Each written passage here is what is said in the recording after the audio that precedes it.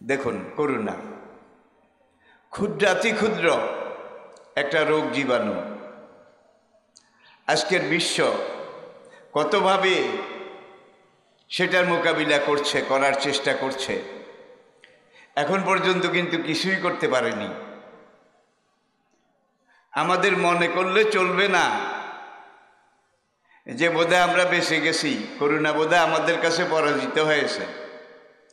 এই কথা মনে করলে চলবে না যে করোনার চাইতে আমরা শক্তিশালী নাকি। মনে করার কোনো উপায় আছে? কোনো কায়দা আছে? নাই। তাহলে দুনিয়ার ইতিহাস সাক্ষী, হাজার হাজার বছরে বিভিন্ন সময় বিভিন্ন নামে বিভিন্ন দেশে বিভিন্ন এলাকায় বিভিন্ন জনপদে বিভিন্ন রূপ নিয়ে আল্লাহর গজব এসেছিল। কিয়ামতের আগে এমন একটা সময় আসবে, মানুষ যখন আল্লাহ পাকের নির্ধারিত সীমারেখা, কোরআন যেটাকে বলেছে হুদুদুল্লাহ, শরীয়তের বাউন্ডারি, শরীয়তের বাউন্ডারি, এটা যখন পাইকারিভাবে লঙ্ঘন করা শুরু করবে। তিরমিজি শরীফের কেতাব সাতের হাদিসটা শেষ অংশ, ও আয়াতিন তুতাবেউ কানিজামিন কোতেআত সিলকাতুহু ফাতাতাবা। একটা তসবির সুতা ছিঁড়ে গেলে তসবির দানাগুলো একটার উপরে একটা, একটার উপরে তিনটা, যেইভাবে পড়ে ঠিক এইভাবে একটার একটা গজব আসতে থাকবে। দুনিয়ার কোথাও বর্তমানে এমন একটা দিন যায় না অকানাত খাসাফুন অমাসাখুন অজলজালাতুন, কোনোখানে মানুষের চেহারা বিকৃত হয়ে যাচ্ছে, কোনোখানে মানুষ মাটির নিচে এক সেকেন্ডে নিমেষে ডুবে যাচ্ছে, বিলুপ্ত হয়ে যাচ্ছে। জলজলাতন, ভূমিকম্প, এটা আম সাধারণ পাইকারি হয়ে যাবে, এমন কোনো দিন যায় না দুনিয়ার কোনো না কোনো এলাকায় ভূমিকম্প হয় না। আমি কি বুঝাতে পেরেছি? 2 দিন আগে বর্তমান বিশ্বের সবচেয়ে শক্তিশালী যে দেশটা, super power of the modern world, যে আমেরিকা, বিশ্ব মোড়ল হিসেবে পুরা বিশ্ববাসীর উপরে ছড়ি ঘুরায়, লাঠি ঘুরায় আমেরিকার 26টা প্রদেশে, তার মধ্যে 6টা প্রদেশ, সেখানে 450 কিলোমিটার বেগে, 450 কিলোমিটার বেগে এমন একটা ঘূর্ণিঝড় এসেছিল, সব চূর্ণ বিচূর্ণ মেসাকার করে দিয়েছে। তাদের অবস্থান যেমন মজবুত, গজবের অবস্থানটা, আগমনটাও তেমন দুর্বল নাকি? কি? যেমন কুকুর তেমন মুগুর, যেখানে যে ব্যবস্থা যেইভাবে নেওয়া লাগে সেটাই নেওয়া হচ্ছে। আমেরিকা, ল্যাটিন আমেরিকা, মধ্য আমেরিকা, মেক্সিকো, এই বেলগুলোতে অনেক জায়গায় স্বাভাবিকভাবে মানুষ চলাচল করছে, কেউ ঘুমিয়ে আছে, ধরাম করে কয়েক মাইল নিয়ে একটা জায়গা ডুবে গেছে। এইভাবে আমেরিকার বিভিন্ন জায়গায় হয়েছে, ব্রিটেনে হয়েছে, জার্মানিতে হয়েছে, ফ্রান্সে হয়েছে, মুসলিম বিশ্বের ইয়ামনে হয়েছে, সৌদি আরবের উত্তর জর্ডান আর সৌদি আরবের বর্ডার সেখানে হয়েছে, তুরস্কে হয়েছে, রাশিয়াতে হয়েছে। জমিন হঠাৎ করে, মানুষ ঘুমিয়ে আছে, হঠাৎ ধরাম করে ডুবে গেছে। এখন থেকে 2 সপ্তাহ আগে হবে বাংলাদেশের সর্বপশ্চিমের জেলা চাঁপাইনবাবগঞ্জ, আপনারা হয়তো পেপারে দেখেছেন, ফেসবুকে তো অবশ্যই দেখে থাকবেন। সেখানে রাতের বেলা মানুষ ঘুমে, বলা নাই কোয়া নাই, একটা মহল্লা, একটা কমিউনিটি, সেখানে তাদের 35টা বাড়ি আস্তে নিচের দিকে নামা শুরু করেছে। এটা ধলাম করে নামে নাই, এটা নামছে যাক, মানুষগুলা দৌড়াইয়া লাফাইয়া কোনো রকম এলাকার বাইরে চলে গেছে। এরপরে প্রকৌশলীরা সেখানে গিয়ে অ্যাঙ্কর, নঙ্গর, গ্রাফি এটা লোহার শিকলের মধ্যে লাগিয়ে বহু দূর পর্যন্ত তারা গ্রাফি ফেলেছে, কিন্তু তলা খুঁজে পায়নি। কোথায় চলে গেছে, কে নিয়ে গেছে? নবীজি হাদিসে যেগুলা যেভাবে ভবিষ্যৎবাণী করেছেন,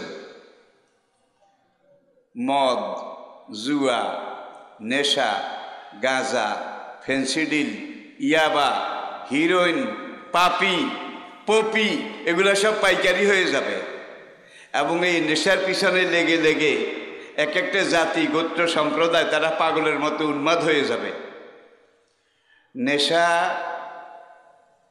বর্তমানে আমাদের দেশে আসে না নাই ভাই? আসে না নাই? 90 জনের বেশি আমরা মুসলমান।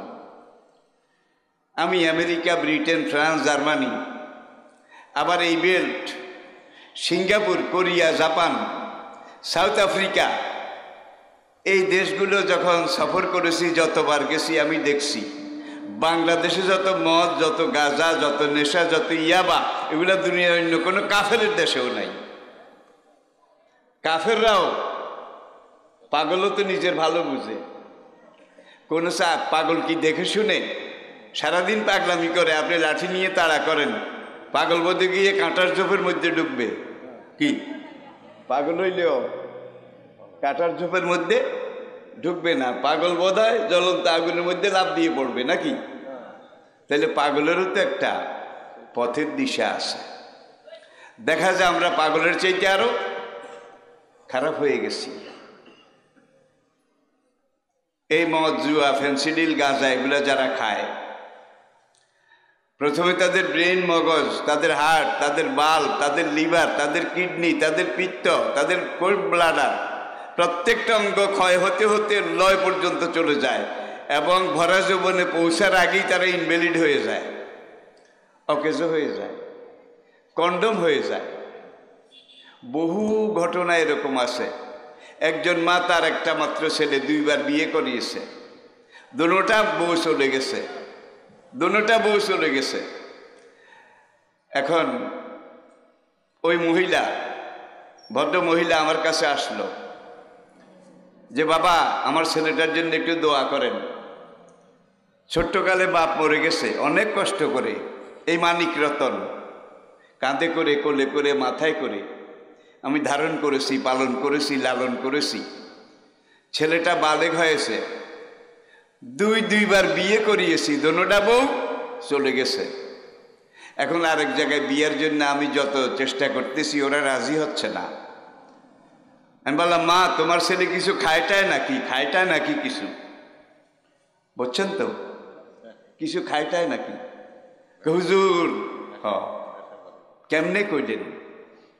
আমি বললাম, তার যে পুরুষাঙ্গ, পুরুষালী শক্তি, সেক্সুয়াল পাওয়ার, যৌনশক্তি, এইটা একবারে 0 হয়ে গেছে। ওই যে নেশা খাইতে খাইতে সব জ্বলে গেছে, এইটাও জ্বলে গেছে।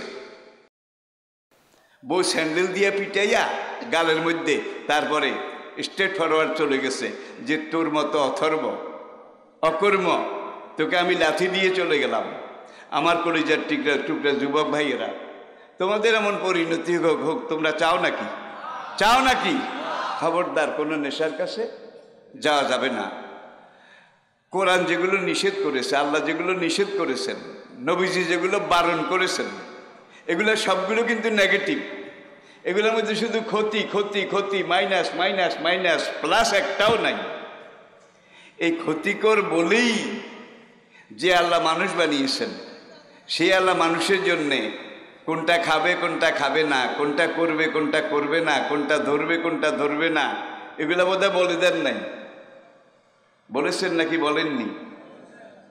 তিলকা হুদুদুল্লাহ, আল্লাহ পাকের এই জীবন দর্শন, এই কোরআন আমাদের আপনাদের সাথে আছে। মূল কথা শুরুর আগে আরেকটু কথাও আমি যোগ করতে চাই। এমন এক জায়গায়, এমন এক ভূখণ্ডে এই মুহূর্তে আমি কথা বলছি, যেই জায়গাটার নাম ঐতিহ্যবাহী বরৈতলী। যেই জায়গাটাতে খতিবে আজম আল্লাহ হযরত আল্লামা মাওলানা কে কে খতিবে আজম কে?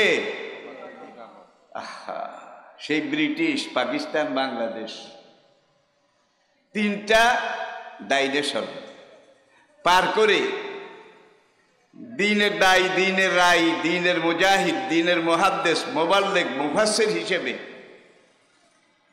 তিনি এবং তার সমকক্ষ যারা, তারা আমাদেরকে যেই পথ দেখিয়েছেন সেই পথে আমরা এগিয়ে যাচ্ছি।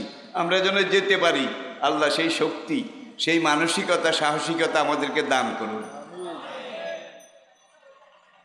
খতিবে আজম রহমতুল্লাহ আলাইহি, তার কথা আমি বেশি বেশি স্মরণ করি। ছাত্র জীবনে তার বক্তব্য তাফসির আমি শুনতাম। কর্মজীবনে ঢুকার পরে ঢাকার বিভিন্ন মাহফিলে, চুনুতি মাহফিলে, আবার আল্লাহ আমাকে তার সাথে তার পাশে বক্তা হওয়ারও, কারণ আমি এই ময়দানে কথা বলি আজকে 57 বছর। 57 বছর। কোনো কোনো মানুষ এত বছর হায়াত হতে পায় না নাকি? আবার ইসলামের যে সিংহ এখন লোহার খাঁচায় বন্দি, তিনি আর আমি বাংলাদেশের জাতীয় পর্যায়ের বড় বড় তাফসির মাহফিলগুলোতে, বিশেষ করে জেলা হেডকোয়ার্টারগুলোতে, চট্টগ্রামেও আপনারা জানেন, কক্সবাজারেও জানেন, এখানে আমরা তাফসির মাহফিল করতাম। বাংলাদেশ হওয়ার পরে প্রথম তাফসির মাহফিলের এইভাবে ধারাবাহিক প্রচলন, এটা আমরা করেছিলাম। এর আগে যখন কোনোখানে মাহফিল হইতো, তখন ভাঙ্গা ছাপাখানায় গিয়ে একটা লিফলেট ছাপাইতো, বিরাট ধর্মসভা, বিরাট ধর্মসভা। এরপরে রাস্তাঘাট ছিল না, কোনো কোনো জায়গায় রিক্সা দিয়ে মাইকিং করতো, কোনো কোনো জায়গায় নৌকা দিয়ে মাইকিং করত। চলাচলেরও কোনো ব্যবস্থা ছিল না।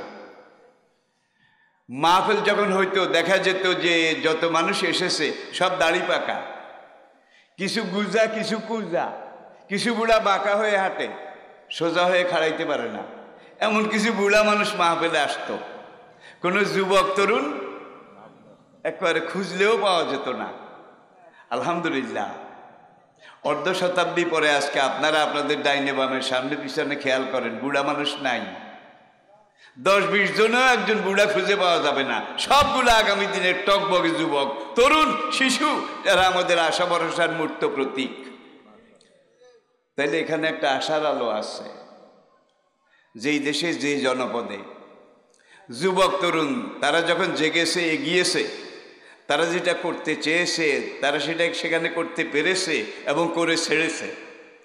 মক্কার দিকে তাকান, এত আবর্জনা, এত পাপ, এত পঙ্কিলতা, এই বিশাল জাহিলিয়ত, এটাকে ঈমানের বলে বলিয়ান হয়ে কালেমার বিশ্বাস বুকে নিয়ে কোরআনের রাহবার রাহনুমাই এটাকে ধারণ করে বেলাল, সোহাইব, আম্মার, জায়েদ, এসব সাহাবায়ে কেরাম, যুবক তরুণ, তারাই কিন্তু ইসলামের এই জাহাজকে এগিয়ে নিয়ে এসেছেন। ঠিক কিনা বলেন?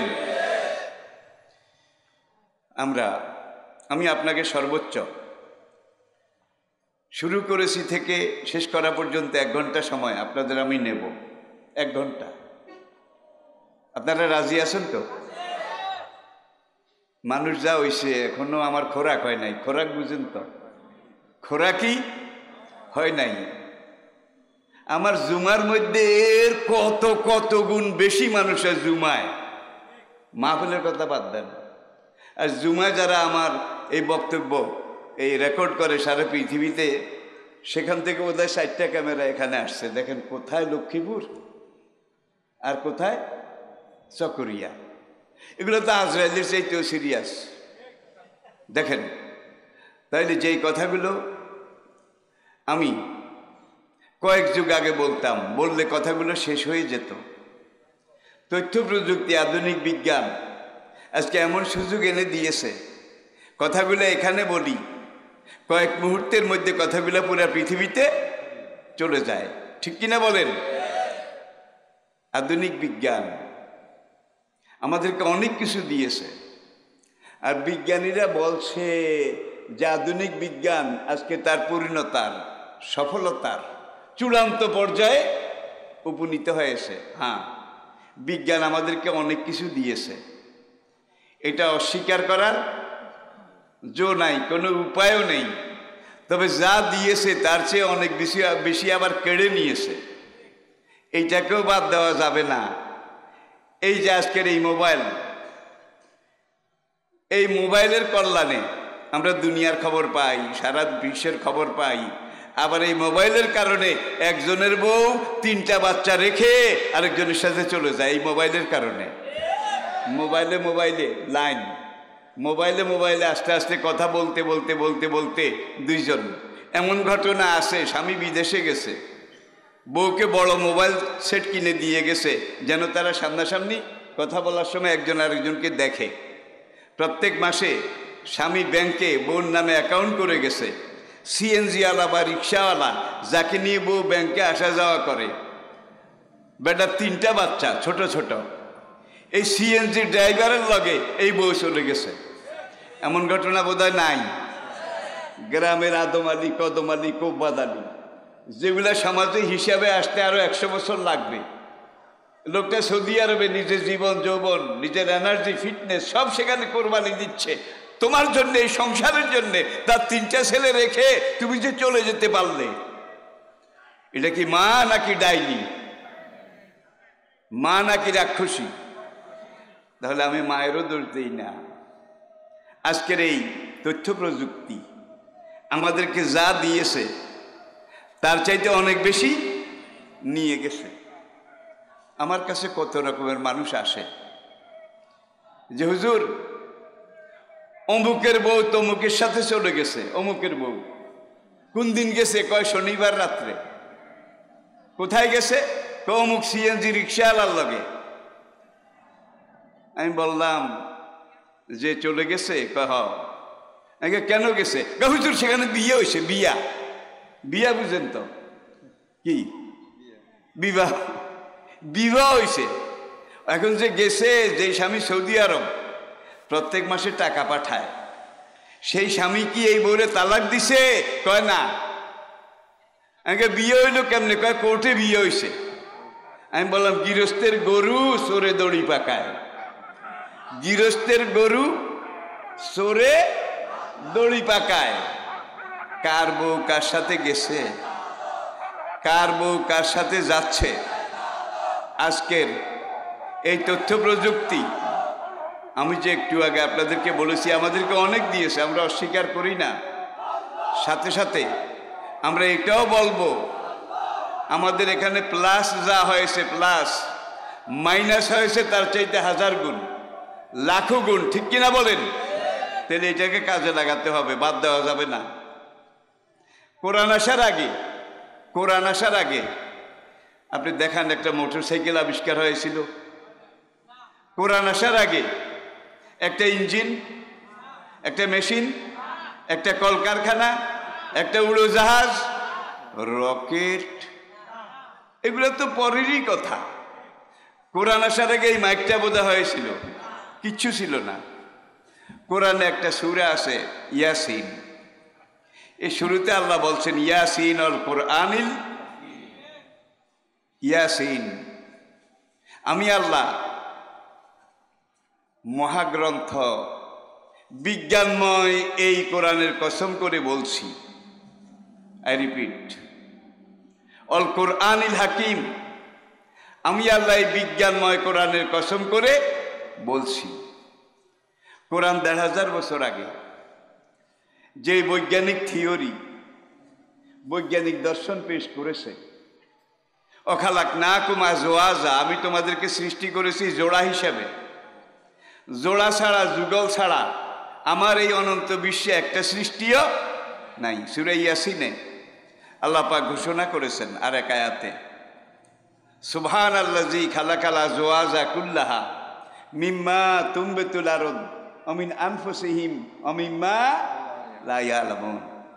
দুনিয়াতে সব জিনিসকে আমি আল্লাহ জোড়া হিসাবে সৃষ্টি করেছি, যুগল হিসাবে সৃষ্টি করেছি। আর আমার এই সৃষ্টির মধ্যে 2টা জিনিস আছে, একটা সেক্স আর একটা অপোজিট সেক্স, একটা নেগেটিভ আর একটা পজিটিভ, আছে না নাই? জোরে বলেন। এই কাগজের ভিতরে আছে, যেই গাছ দিয়ে কাগজ তৈরি হয় সব গাছ দিয়ে কিন্তু হয় না, সব বাঁশ দিয়ে হয় না। এগুলো আবার আল্লাহর কুদরতে বাছুনি করা আছে, এই গাছ দিয়ে হবে, এই বাঁশ দিয়ে হবে, এই পাতা দিয়ে হবে, এগুলো দিয়ে কাগজ হবে, এইভাবে দেখেন। তাহলে মানুষের মধ্যে মোজাক্কার মুআন্নাস নর নারী আছে, পশুর মধ্যে নাই, পাখির মধ্যে নাই নাকি আছে? হায়ান জানোয়ারের মধ্যে আছে নাকি নাই? কয়েক বছর আগে সাইবেরিয়া উপকূলে তুন্দ্রা অঞ্চলে সেখানকার প্রাণী বিজ্ঞানীরা একটা পাখি হঠাৎ দেখতে পেল। পাখিটার তারা নাম দিয়েছে কোকনাস। COKNAS, কি হয়েছে? কোকনাস। এই পাখিটা মাঝে মাঝে দেখা যায় সাইবেরিয়া অঞ্চলে, সবসময় দেখা যায় না। 50 থেকে 60 বছর বাঁচে, গাছে গাছে উড়ে বেড়ায়, বিভিন্ন গোটা দানা ফল এগুলো আহার করে। কিন্তু দুইটা পাখি এক জায়গায় দেখা যায় না একদিনও, দুইটা এক জায়গায়। কিন্তু আমরা অন্য পাখি দেখি, যেখানে বগা সেখানে বগি, ভুলে গেছে।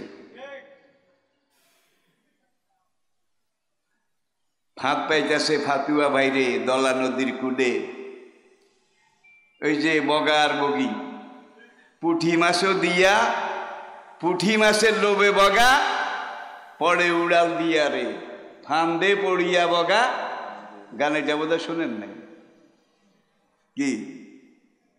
উড়া যাও রে চাতক পাখি কইও বগির কাছে, তোমার বগা বন্দি হইছে দলা নদীর কাছে। এই কথা শুনিয়া বগি দুই পঙ্খ মেলিল, এই বগি আবার সেই দিকে যা, বগা আর বগি, কুত্তা আর কুত্তি, ছাগি আর পাঠা, বলদ আর গাই, আছে না নাই? কোনটার মধ্যে নাই? সবগুলোর মধ্যে। মিম্মা তুম্বে তুলারদ, জমিন থেকে যেই গাছ গাছালি উঠে এগুলোর মধ্যেও নরমাদি আছে নাকি নাই? দানা বিচি এগুলোর মধ্যেও নরমাদি আছে। অমিন আনফুসিহিম, জীবন যাদের আছে, চলমান শক্তি যাদের আছে, তাদের মধ্যেও নর নারী আছে, জোড়া আছে। অমিমা লা ইয়ালামুন, যেগুলো তোমরা জানো না এটার মধ্যেও জোড়া আছে।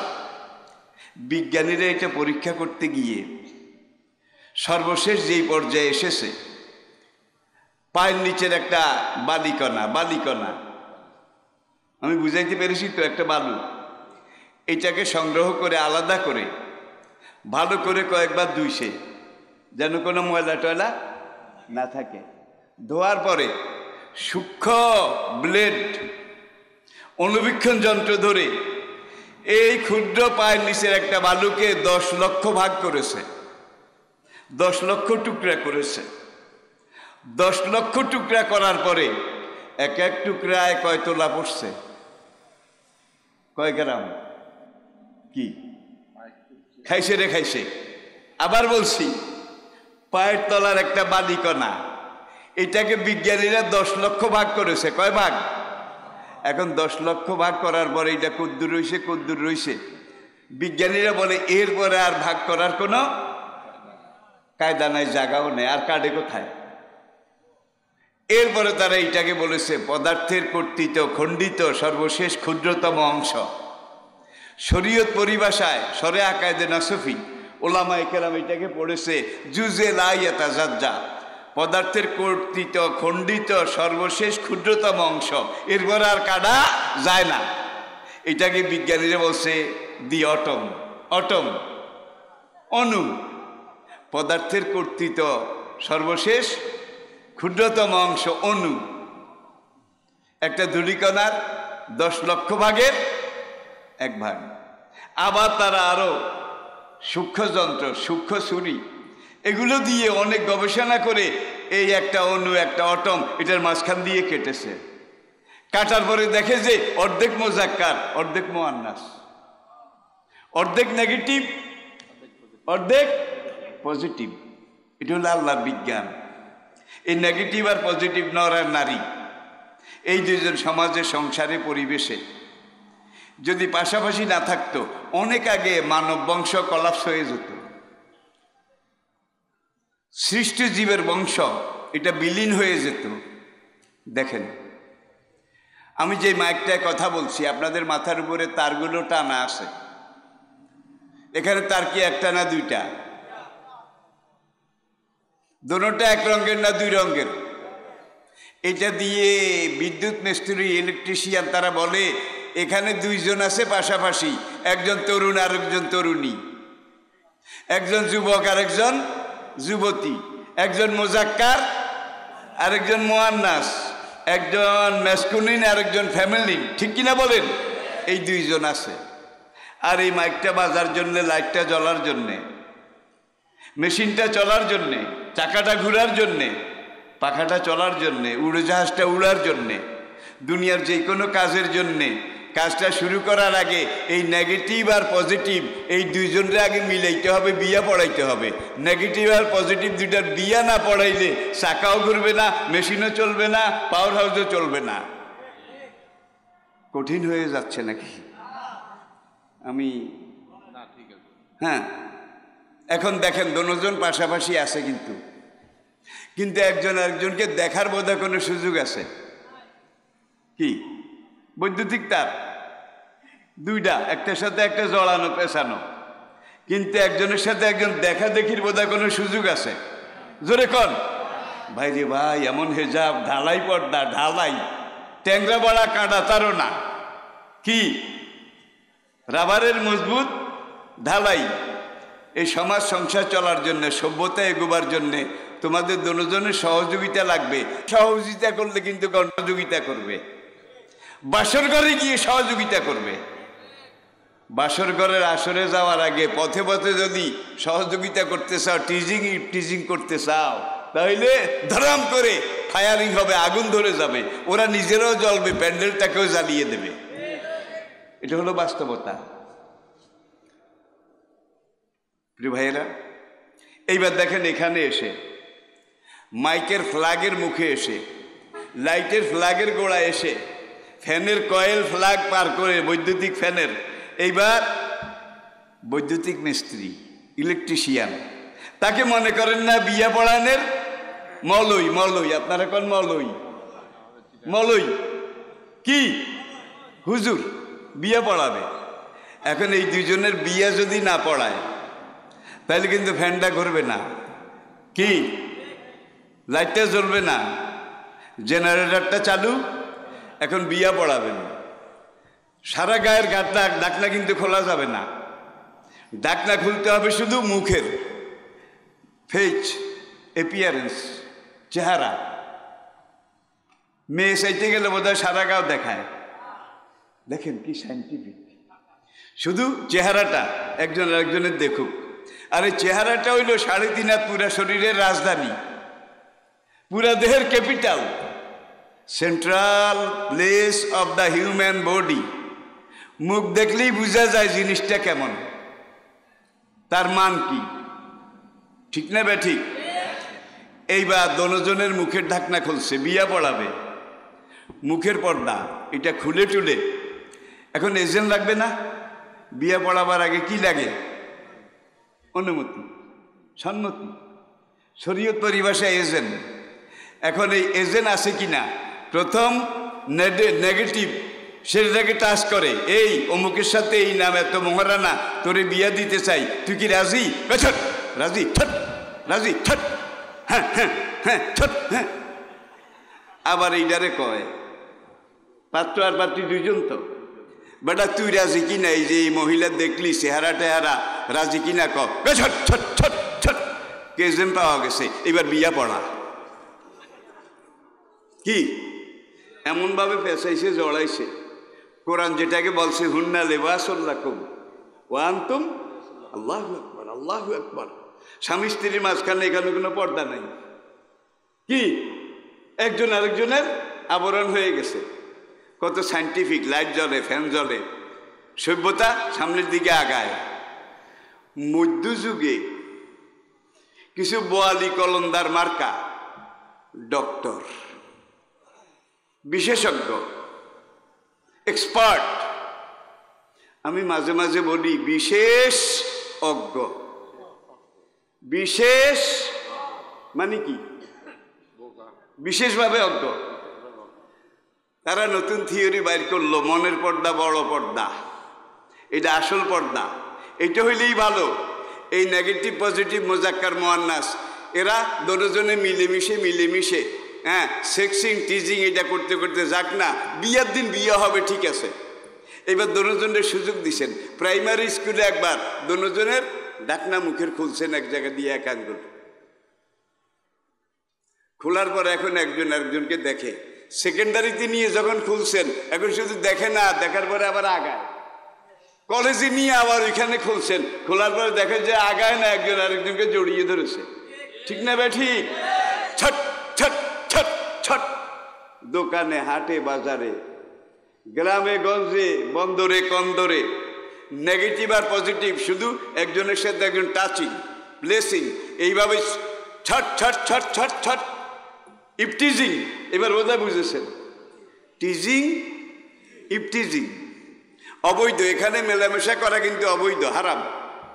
এখানে মিললে ওরা দুইজনে জ্বলবে। সভ্যতাও, গ্রিক সভ্যতা জ্বলে গেছে, ব্যাবিলনীয় সভ্যতা জ্বলে গেছে, আসিরীয় সভ্যতা, রোমান সভ্যতা, এগুলো সব এই সেক্সের আগুনে জ্বলে গেছে।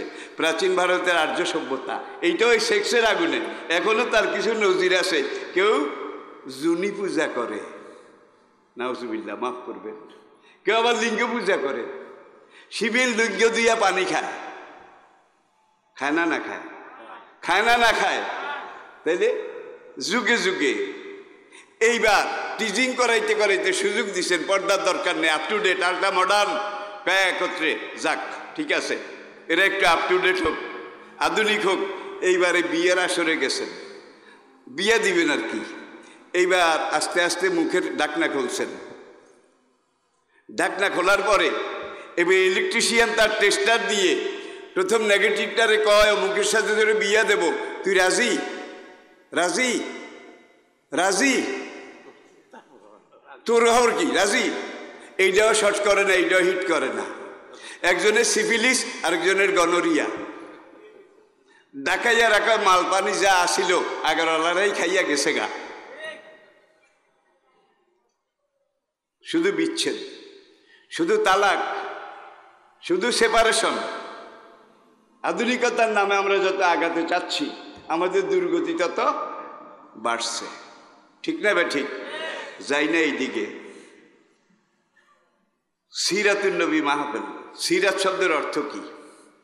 16 পারা সূরা তাহা, সেখানে আছে মুসা আর ফেরাউন যখন তর্ক বিতর্ক হচ্ছিল, তখন আল্লাহ মুসাকে বললেন, আল কেহা ইয়া মুসা, মুসা বিতর্কের দরকার নেই, লাঠিটা ফেলে দাও। ফাল কাহা, মুসা লাঠি ছেড়ে দিলেন। ফাইজা হিয়া হাইয়াতুন তাসা, বিরাট এক অজগর। আল্লাহ মুদবেরান, মুসা দিছে দৌড়। অলাম ইউআক্কেব, এমন জোরে দৌড় দিয়েছে পিছের দিকেও চায় না। কিরে সারলাম লাডি, ওইল গোখরা সাপ, জৌরা সাপ, জৌরা। এখন আবার আমাকে তাড়া করে।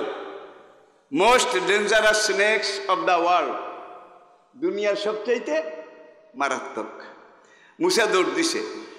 আল্লাহ কা লা তাখাফ ইন্নাকা মিনাল আমিনিন, মুসা ভয় পেও না, ফিরে আসো, তোমার নিরাপত্তার ব্যবস্থা আমি আল্লাহর হাতে আছে। এগিয়ে আসলেন, কিন্তু ডর, সাপ কিন্তু এইভাবে আছে। আল্লাহ কা কালা খোঁজা, কয় তুমি সাপের গর্দান তোমার হাত দিয়ে এইভাবে ধরো। সানুইদুহা সিরাতাহাল, দেখেন তুমি যখন এই সাপের গর্দানে হাত দেবে, সানুইদুহা, আমি এটাকে রিটার্ন ব্যাক করব, আবার ফিরিয়ে নিয়ে যাব সিরাতাহাল উলা, তার আসল অবস্থায়, অরিজিনাল অবস্থায়। তাইলে এই সাপটা অরিজিনালি কি আছিল? আসলে কি আছিল? লাঠি। এখন হয়েছে কি? এখন আল্লাহকে এটার গর্দান তুমি মুট করে ধরো, ভয় পেও না, তুমি ধরলেই এটাকে আমি তার আসল অবস্থায় নিয়ে যাব। যেই লাঠি মুসা ধরছে, ধরার পরে এক মুঠ, আগেও এক মুঠ ছিল, এখনো এক মুঠ, এক মুষ্টি। কিন্তু একটু আগে 70,000 জাদুকর দড়ি দিয়ে রশি দিয়ে তারা সাপ বানাইছে। যে বেশি বানিয়েছে সে 1000টা বানাইছে এক একজনে, যে কম বানাইছে সে 10টা, বাকিওয়ালারা শতে শতে বানাইছে। এখন ওই অজগর যখন হা করেছে, এই 70,000 জাদুকরের লক্ষ লক্ষ সাপ পানির স্রোতের মতো এসে এটার মুখ দিয়ে অজগরের পেটের ভিতরে ঢুকে গেছে। মূসাও দেখছে, ফেরাউনও দেখছে, জাদুকররা সব সেজদায় পড়ে গেছে। ঠিক কিনা বলেন? এটা কোনো জাদু না, মেসমেরিজম না, এর মধ্যে কোনো একটা কিছু হাকিকত আছে। সিরাত আহলুল, আসল অবস্থায় নিয়ে যাব। তাহলে সিরাতুন নবী, সিরাত শব্দটা কোরআনের শব্দ, আসল অবস্থা। তাহলে সিরাতুন নবী মানে নবীর আসল অবস্থা, প্রকৃত অবস্থা, originally of the holy prophet, originality of the holy prophet. তাইলে অরিজিনালি কি ছিলেন? কোরআনে জীবনের সব কথা বলা আছে। তিবিয়ানাল লিকুল্লি শাই, খাওয়ার কথা বোধহয় বলে নাই, শোয়ার কথা, ঘুমের কথা, অজালনা নাওমাকুম সুবাতা। বিজ্ঞানীরা এত কিছু আবিষ্কার করলো, এত কিছু করলো, এত কিছু করলো। ঘুম গেছেন, ঘুমের মধ্যে আপনি দেখেন যে আপনি জেদ্দা এয়ারপোর্টে হাঁটতেছেন, জেদ্দা বিমানবন্দরে। ঘুমের মধ্যে আপনি দেখেন যে বিলাতের হিথ্রো ইন্টারন্যাশনাল এয়ারপোর্টে আপনি দেখতেছেন। দুনিয়ার সবচেয়ে ব্যস্ততম বিমানবন্দর হলো বিলাতের হিথ্রো। সামনে কিন্তু আপনার পাশে একই ল্যাপের নিচে, কম্বলের নিচে বেগম শোয়া, বেগম। এখন আপনি ওই হিথ্রো বিমানবন্দরে ঘোরাঘুরি করেন, দেখেন হঠাৎ করে বউ যখন এই পাশ থেকে ওই পাশ কাইতেছে, একটু ধাক্কা লাগছে, আপনি দেখ কি করলো, একটু হিথ্রো বিমানবন্দরে গেছিলাম, জেদ্দা বিমানবন্দরে গেছিলাম। আল্লাহর কসম আপনি গেছেন, আপনি বডিক্যালি যান নাই, ফিজিক্যালি যান নাই, আপনি গেছেন রুহানি ভাবে। কি? আপনি গিয়েছেন রুহানি ভাবে। এখন হিথ্রো বিমানবন্দর থেকে আপনাকে জেম্বু জেট বিমানেও যদি বাংলাদেশে আনতে হয় 14 ঘন্টা লাগে, 14 ঘন্টা। জেদ্দা বিমানবন্দর থেকে আপনাকে যদি বাংলাদেশে আপনার গ্রামে এই বড়ইতলা আনতে হয়, কমপক্ষে বিমানেই 6.5 ঘন্টা লাগে। ঢাকা থেকে কতক্ষণ লাগে এটা আমার হিসাব নেই। 1 সেকেন্ড আগে আপনি জেদ্দা বিমানবন্দরে ছিলেন, বিবি এইভাবে একটু ঠেলা দিছে, হ্যাঁ কি করলা, একটু জেদ্দা বিমানবন্দরে গেছিলাম। আসলে আপনি গেছেন এইটাও ঠিক, বিবি আবার ধাক্কা দিছে, কি করলা, আপনি যে বিবির এই একই কম্বলের নিচে ছিলেন এইটাও ঠিক। দুইটা একত্রে ঠিক কেমনে হয় এটা কর। আজকের বিজ্ঞানীর এই ঘুম, এই স্বপ্ন, এটাকে যুগ যুগ ধরে গবেষণা করে তারা এত কিছু আবিষ্কার করলো। জালনা নাওমাকুম সুবাতা, ঘুম হলো মানুষের জন্য সবচেয়ে বড় মেডিসিন, সবচেয়ে বড় ঔষধ, প্রতিষেধক। 4000 বছর আগের খনার বচনে লেখা আছে, খেয়ে হাগে শুয়ে জাগে। রিপিট, খেয়ে হাগে শুয়ে জাগে, সেই মানুষ না কাজে লাগে। শুইলে ঘুমায় না, খালি এপাশ ওপাশ করে। খানা খেয়ে বদনা একটা নিয়ে লেট্রিনের দিকে দৌড় দেয়, বোঝা যায় তার কোনো কিছু হজম হয় না। যা খায় ডাইরেক্ট তা চলে যায়, সেই মানুষ না কাজে লাগে। খনার বচন।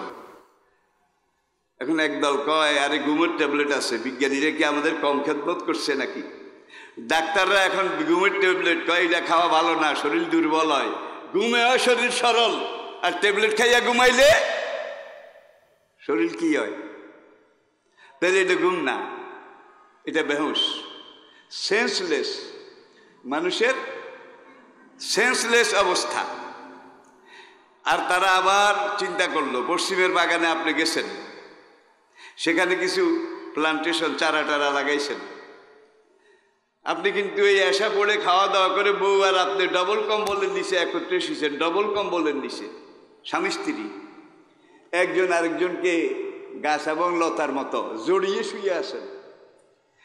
এই অবস্থায় আপনি দেখলেন যে পশ্চিমের বাগানে গেছেন, জঙ্গল সাফ করেন, একটা লতার ঝোপ ছিল, আপনি দায়ের মাথা দিয়ে এইভাবে আঘাত করেছেন। ওই ঝোপের ভিতরে একটা গোখরা সাপ ছিল, গোখরা সাপ। দায়ের যখন একটু খোঁচা লেগেছে, ফোঁস করে লাফ দিয়ে এইভাবে। বিলাতে লন্ডন জুতে দেখেছিলাম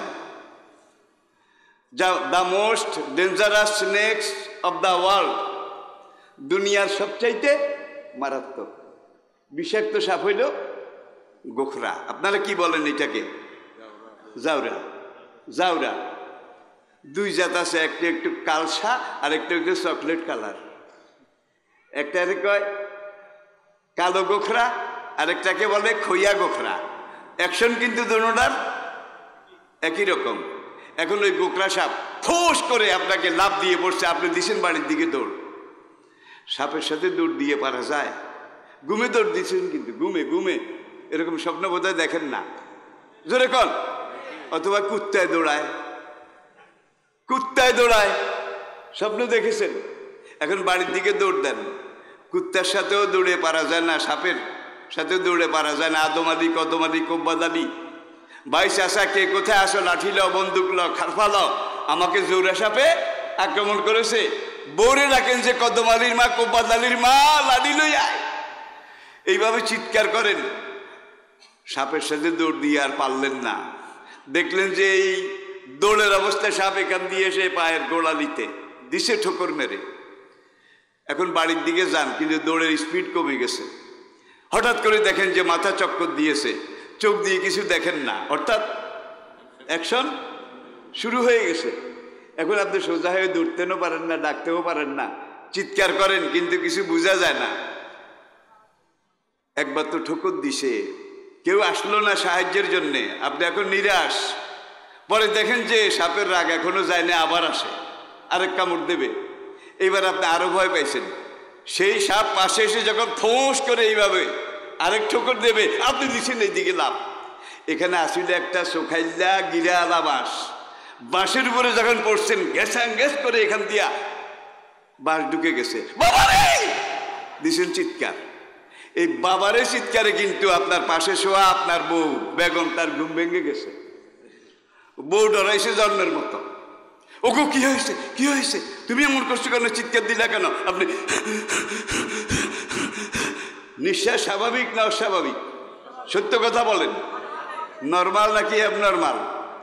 তাহলে নিঃশ্বাস বলতেছে দৌড়ের ঘটনা মিথ্যা, মিথ্যা। চোখ দুইটা পানিতে ভেজা, পুরা বালিশটা চোখের পানিতে ভিজে গেছে। ওই যে সাপে যে কামড়াইছিল, সাপের ব্যথা যে আপনি কাঁদছেন, সেই কান্নায় চোখের পানি অশ্রুতে আপনার বালিশ এটা ভিজে গেছে।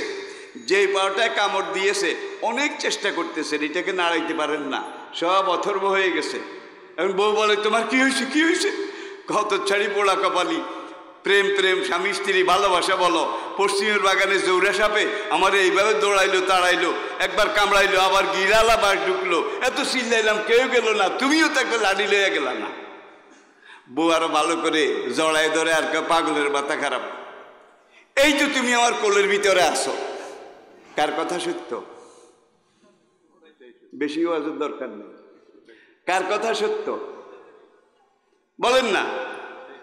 দোনোজনের, দোনোজনের। দুইজনের কথা কিভাবে সত্য? বোর কোলের ভিতরে আসেন এই কথাও সত্য নাকি? আবার পশ্চিমের বাগানে যে আপনাকে জাউরা সাপে কামড়াইছে, চোখে পানি, নিঃশ্বাস টানতে পারেন না, মাথাটা শিনশিন করে, বুকটা টন টন করে, সারাটা শরীর ঘর্মাক্ত ভিজা, আপনি যা যা অবস্থা, তাহলে বোঝা গেল সাপে কামড়াইছে, এইটাও ঠিক। বোর কোলের ভিতরে আসেন, এইটাও ঠিক। যে মহান রব্বুল আলামিন আলা কুল্লি শাইইন কাদির ফাআলুল লিমা ইউরিদ আন্নাল কুওয়াতা লিল্লাহি জামিয়া, আপনার এই নরমাল বডি, এইটাকে ডাবল কম্বলের নিচে বউয়ের বাহু বন্ধনে বিবির কোলের ভিতরে রেখে আপনাকে পশ্চিমের বাগানে এইটার মতো আরেকটা শরীর দিয়ে, এইটার মতো আরেকটা শরীর দিয়ে পশ্চিমের বাগানে গোখরা সাপ দিয়ে কামড়াইতে পারলো, দৌড়াইতে পারলো, লাভ দিছেন গিরা আলাবার ঢুকাইতে পারলো। আসলে আপনি পশ্চিমের বাগানে যান নাই, আপনার বডিটা এখানেই আছে, ছিল, তা নাহলে বালিশ ভিজলো কেন? বুঝা যায় স্বপ্নে অনেকক্ষণ আপনি গুতানি খাইছেন, জন্মের কান্না এটাও করেছেন, নিঃশ্বাস এটাও বোঝা যায়, ঘামে বোঝা যায় যে আপনার উপর দিয়ে একটা কেয়ামত। কোনটা সত্য? দোনোটা সত্য। যে আল্লাহ আপনার এই নরমাল বডি, এইটাকে বউয়ের কোলে রেখে কম্বলের নিচে রেখে আপনাকে এইটার মতো হুবহু আরেকটা শরীর দিয়ে পশ্চিমের বাগানে নিয়ে এইভাবে জাউরে সাপ দিয়ে কামড়াইতে পারলো, গিরাল আবার ঢুকাইতে পারলো, সেই আল্লাহ আপনি মরে যাওয়ার পরে আপনার শরীর থাক বা না থাক, আপনাকে পশ্চিমের বাগানে নিয়ে এইভাবে বোধহয় গিরাল আবার ঢুকাইতে পারবে না, জাউরে সাপ দিয়ে কামড়াইতে পারবে না। জোরে বলেন, জোরে বলেন। এটা হলো কোরআনের বিজ্ঞান। একটু আগে আরেকটা উদাহরণ দিয়েছে, এবারের শেষ কথা, অসুবিধা হচ্ছে বোধহয়। আমি বলছি 1 ঘন্টা কথা বলবো, এটা কিন্তু হয়ে গেছে। আপনি লা ইলাহা ইল্লাল্লাহ মুহাম্মাদুর রাসূলুল্লাহ এই কালেমা পড়েছেন, পড়া মানি আপনি ইসলামে ঢুকে গেছেন। পড়েন আলহামদুলিল্লাহ, পড়েন আলহামদুলিল্লাহ। আপনি মুসলমান হয়ে গেছেন। এখন আল্লাহর উপরে, আপনার উপরে, আপনার সৃষ্টিকর্তা, আপনার খালেক, মালেক, রাজেক, পালনকর্তা, হুকুমদাতা, আইনদাতা, বিধানদাতা, জীবনদাতা, মৃত্যুদাতা, রোগদাতা, শোকদাতা, আপনার জীবনের সর্বোচ্চ কর্তৃপক্ষ কয়জন? জোরে বলেন। খাজা বাবা আছে তো, আবার ল্যাংটা বাবা। দেখেন 2 নৌকায় যে পাও দেয়, 2 নৌকায় চড়ে, তার কিন্তু গোয়া মাঝখান দিয়ে ছিঁড়ে যায়। আমাদের মধ্যে অনেক মুসলমান আছে, তারা একসময় 2 নৌকা পাও দেয়। খাসারা দুনিয়া আখেরা, আল্লাহর রব মানে আর ল্যাংটাবির বাবারে বাবা সব দিতে পারে, বাবার কাছে যায়, বাবা সন্তান দাও, বাবা এইটা দাও, বাবা ওইটা দাও, আছে না নাই? খবরদার, মুসলমান চাবে একজনের কাছে, পাবে একজনের কাছে। শিক্ষিত ভাই যারা আছেন, আপনারা একটা বই সংগ্রহ করুন, কোরআনের 4টি মৌলিক পরিভাষা, ইলাহ, রব, মাবুদ, ইবাদত। ইলাহ, রব, মাবুদ, ইবাদত। এই একটা বই পড়লে আপনার জীবনের মধ্যে পুরো প্রশিক্ষণ হয়ে যাবে। এখন আপনি কালেমা পড়ে মুসলমান হয়েছেন, যখনই মুসলমান হয়েছেন সঙ্গে সঙ্গে আপনার উপরে কিন্তু নামাজ ফরজ হয়ে গেছে, নাকি যায় নাই? ঈমান আনার পরে প্রথম ফরজ কাজ কোনটা বলেন? ইন্না সালাতা কানাত আলাল মুমিনিনা কিতাবাম মাওকুতা হাফিজু আলা সালাওয়াত ওয়া সালাতিল ওয়াসতা কুমু লিল্লাহি কানিতিন। কোরআনের কত জায়গায় ওয়াকিমুস সালাহ ওয়া আতুজ যাকাত আর কাউ মার রাকিন আর কাউ ওয়াসজুদু ওয়াবুদু রাব্বাকুম ওয়াফালুল খায়রা লাআল্লাকুম তুফলিহুন। তাহলে কালেমা পড়ার সঙ্গে সঙ্গে সালাত, নামাজ আদায় করা ফরজ নাকি? জবাব পাচ্ছি না। কালেমা পড়ার সঙ্গে সঙ্গে আপনি যখন বালেগ, নামাজ পড়া ফরজ। আর এই ফরজ কিভাবে আদায় করতে হবে? এই নামাজটা আল্লাহ রাব্বুল আলামিন ইন্না সালাতা কানাত আলাল মুমিনিনা কিতাবাম মাওকুতা, দিনে রাতে কয়েকটা সময় আল্লাহ নিজে নির্ধারণ করে দিয়েছেন। এই সময়, এই সময়, এই সময়, এই সময় ফজর, এই সময় জোহর, এই সময় আসর, এই সময় মাগরিব, এই সময় এশা। আল্লাহ দেখাই দেন নাই? রসুল শিখাইয়া দেন নাই? সব দিছে। এখন আপনি এই সালাত আদায় করবেন। সালাতের কথনভঙ্গি দেখেন, জামাতবন্দি। মুসলমানের জীবনটা হলো সংঘবদ্ধ, ঐক্যবদ্ধ, জামাতি জীবন। এখন আপনারা জামাতে নামাজ শুরু করেছেন, শরীরে কোনো ওজন নাই, শরীরে কোনো রোগ নাই, মসজিদ কাছে, যেতে কোনো বাধা নাই, কিন্তু আপনি ঘরে নামাজ পড়লেন, আপনার নামাজ হবে না। সব ইমাম এই ব্যাপারে একমত। ওজোর যদি থাকে সেটা ভিন্ন কথা, ঠিক কিনা বলেন? তাহলে সবাইকে মসজিদে যেতে হবে। আবার দেখেন, একদল মুসলমান সফরে যাচ্ছে, কোনো একটা কাজে দূর সফরে যাচ্ছে, যেতে যেতে যেতে মাঝপথে এক জায়গায় নামাজের সময় হয়ে গেছে। এখন জুয়েলা লিয়াল আরদা মুসল্লা, একমাত্র মুসলমান জাতি, তাদের জন্যে আল্লাহ পুরা জমিনকে নামাজের মুসল্লা বানিয়ে দিয়েছেন।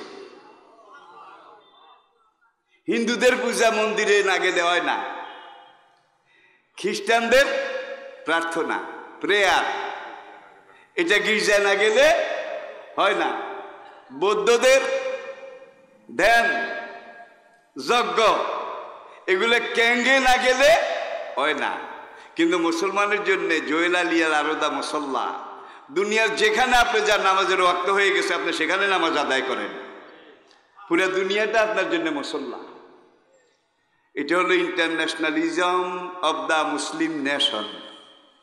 প্রিয় ভাইরা, এখন এখানে তো সবাই সফরে, এখন নামাজ পড়তে হবে জমাতে, আজান হয়ে গেছে। জমাতে নামাজ পড়তে হইলে কি লাগবে? প্রথম 1 নম্বর কি? ইমাম। কারে ইমাম বানাইবেন? এই 20 জন 40 জন যারা আছেন তাদের মধ্যে যার মোজ বড়, ক্লিন শেপ, দেখতে মস্তান্দি গ্রেট, এই লোকটারে বোধহয় ইমাম বানাইবেন। ইন্না আকরামাকুম ইনদাল্লাহে আতকাকুম। শরীয়তের দিক থেকে যে যত বেশি পারফেক্ট, পরিপূর্ণ, অগ্রগামী, তারে তোমরা ইক্তাদাইতে বেহাজাল ইমাম, ব্যালট পেপার।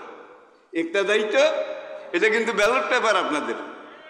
আপনি ওই সবচেয়ে যে লোকটাকে ভালো মনে করে, পারফেক্ট মনে করে, তাকে ঠেলে দিয়ে বললেন ইক্তাদাইতে বেহাজাল ইমাম, আপনি নামাজের নেতৃত্ব করেন, কমান্ড করেন, আপনি আমাদের নেতা, এখন থেকে আমরা আপনার আনুগত্য করব। ইমাম বানাইছেন, দেখে শুনেই বানাইছেন। এই ভবের বাজারে মানুষ চেনা দায়, মানুষ চেনা দায়। এখন বাহ্যিক দেখে থেকে আপনি তারে একটা দায়িত্বে বেহাজাল ইমাম, এটা দিয়ে ইমাম বানাইছেন। ইমাম সাহেব প্রথম রাগাত ঠিক মতো বসছে, মাগরিবের নামাজ মনে করেন আর কি। দ্বিতীয় রাগাতে গিয়ে ইমাম সাহেব স্বৈরাচারী হয়ে গেছে। স্বৈরাচার বুঝেন? এবার আর কোরআনের সংবিধানের কাছে নাই, রাসূলের সংবিধানের ব্যাখ্যা ক খ গ ঘ উপধারা, কোরআন হাদিসের ধারা উপধারা কোনোটাই নাই। ইমাম সাহেব এইবার দ্বিতীয় রাগাতে দাঁড়াইয়া কোরআনের সংবিধানে বলছে সূরা ফাতিহা পড়ো, নাকি কি? হাদিসের সংবিধানের ব্যাখ্যায় বলেছে লা সালাতা ইল্লা কিও বেফাতিহাতিল কিতাব, সূরা ফাতিহা আলহামদ পড়া লাগবে। প্রথম রাগাতে ঠিকই পড়ছিল, খুব মুসল্লি দেখাইছে। দ্বিতীয় রাগাতে এসে এইবার আমি আমার ইচ্ছা মতো চলবো, এইবার সূরা ফাতিহার কাছেও যায় নাই। এইবার সে আলহামদুলিল্লাহ রাব্বিল আলামিন বাদ দিয়া আত্তাহিয়াতু লিল্লাহি ওয়াস সালাওয়াতু ওয়াত তাইয়্যিবাত এটা পড়া শুরু করছে। এটা বললো আল্লাহর হুকুম বোধহয় এটা, রাসূলের তরিকা বোধহয় এটা, কোরআনের নির্দেশ বোধহয় এটা। এখন আপনারা যারা একটু আগে এই মুসল্লির ইক্তাদাইতে বেহাজাল ইমামের মাধ্যমে নেতা নির্বাচন করেছেন, ইমাম নির্বাচন করেছেন, যারা ভোট দিয়েছেন আপনাদের উপরে ফরজ হয়ে গেছে, এইবার তোমরা মুখ খোলো। সলাতে কথা বলা হারাম নাকি? নামাজ ভঙ্গ হওয়ার কয়েকটা কারণের মধ্যে একটা কোনো কথা বলা। কিন্তু ইমাম যদি স্বৈরাচার হয়, নেতা যদি সীমা লঙ্ঘন করে, শরীয়তের বাইরে যায়, তাহলে এবার কথা বলা যায়, যে দুনিয়াবি কথা নয়। যারা ভোট দিছে তারাই পিছন থেকে বলবে আল্লাহু আকবার। এটার আমরা কি বলি? লোকমা, আল্লাহু আকবার। ইমাম সাহেব শুনছে, পাত্তা দেয় না। এখন ইমাম সাহেব সামনের দিকে যায়, আসসালামু আলাইকা আইয়ুহান নবী। প্রথম পিছন থেকে 2-3 জন কইছিল আল্লাহু আকবার। ইমাম সাহেব যখন এখন সামনের দিকে যায়, লাইনে আসে না, এইবার পুরো অর্ধেক মসজিদ থেকে আরো জোরে কি আল্লাহু আকবার। কি হুজুর কানে যায় না? স্বৈরাচারের বিরুদ্ধে জনমত কি গ্রো করতেছে, মজবুত হচ্ছে। ইমাম সাহেবের কল্লা ঘুরাইয়া কয়, মুসল্লি ভাইয়েরা, একটু আগে আপনারাই ভোট দিচ্ছেন ইক্তাদাইতে বেহাজাল ইমাম, আমার 3 রাকাত মাগরিবের ফরজ নামাজের ইমামতি করার জন্য ম্যান্ডেট দিয়েছেন। নির্বাচিত ইমামের বিরুদ্ধে যারা লোকমা দেয় তারা নামাজের শত্রু। এই যুগে বোধহয় এরকম কথা নাই মার্কেটে, নাই বোধহয় মার্কেটে। ম্যান্ডেট দিছে, সুতরাং সব কথা বলা যায় না। আকলমানরা ইশারা কাফি। আবার এই যুগের কিছু কিছু ইমাম ক্যাডার সঙ্গে করে হাঁটে, ক্যাডার লাঠিয়াল, রাইফেলওয়ালা, কিরিশ সুরিয়ালা, ঠিক কিনা বলেন? দুইবার লোকমা দেওয়ার পরে বড় মুসাওয়ালা ক্যাডার দুগা তারা সামনে এসে কয়, নির্বাচিত ইমামের বিরুদ্ধে যেই মুসল্লি টু শব্দ করবে তার প্যাডের ভিতরে ছুরি এটা আর 5 ইঞ্চি ঢুকাইয়া দেব। যখন ছুরি দেখছে তখন মুসল্লি ডরাইছে, কয় দেশ খারাপ, সময় খারাপ, জান বাঁচান, যতদিন বাঁচি আমি আর লোকমার কাছে নাই। এই মুসল্লির বোধহয় নামাজ হবে, সালাত হবে, জোরে বলেন। ফেস টু ফেস সংঘাতপূর্ণ এই ময়দানে আপনাকে এগিয়ে যেতে হবে। ইমাম এইবারও পাত্তা দেয় না। এইবার পুরা মসজিদ জেগেছে, পুরা দেশ পুরা এলাকা জেগেছে, পুরা মসজিদ থেকে একটাই আওয়াজ, কি? আরো জোরে, আল্লাহু আকবার। কয়বার হয়েছে? আর শরীয়তে লোকমাও 3 বার। লোকমা দিতে দিতে নামাজের ওয়াক্ত চলে যাবে, তাহলে লোকমা দিয়া লাভটা কি হইল? সুতরাং লোকমা 3 বার। যদি লাইনে আসে আবার সূরা ফাতিহা শুরু করে, তাহলে গদি ঠিক আছে, ইমামতিও ঠিক আছে, তার ইতাআত আনুগত্য ফরজ, ঠিক কিনা বলেন? এখন 3 বার দিছেন, কাজ হয় না। এইবার কিন্তু আর লোকমা নাই, চিল্লা চিল্লিরও সুযোগ নাই, অ্যাকশন অ্যাকশন কয় না, ডাইরেক্ট অ্যাকশন। এইবার পিছন থেকে মুসল্লি একজন 1 পা আগাবে, এইভাবে আগায় গিয়ে ওই স্বৈরাচারী ইমামকে ডাইন হাত দিয়ে তার পিঠে জামা খপ করে এমন জোরে থাবা দেবে, থাবা দিয়ে ধরে তাকে টেনে ফিল আপ দি ব্ল্যাঙ্কস, শূন্যস্থান পূরণ হবে, তখন তাকে ছেড়ে দিয়ে হাত বাঁধবে। এইটা হলো মশলা, ঠিক কিনা বলেন? তাহলে যারা ইক্তাদাইতে বেহাজাল ইমাম বলে ভোট দিয়েছে তাদেরই আবার আন্দোলন করা ফরজ হয়ে গেছে, ঠিক না? ঠিক, জোরে বলেন, জোরে বলেন।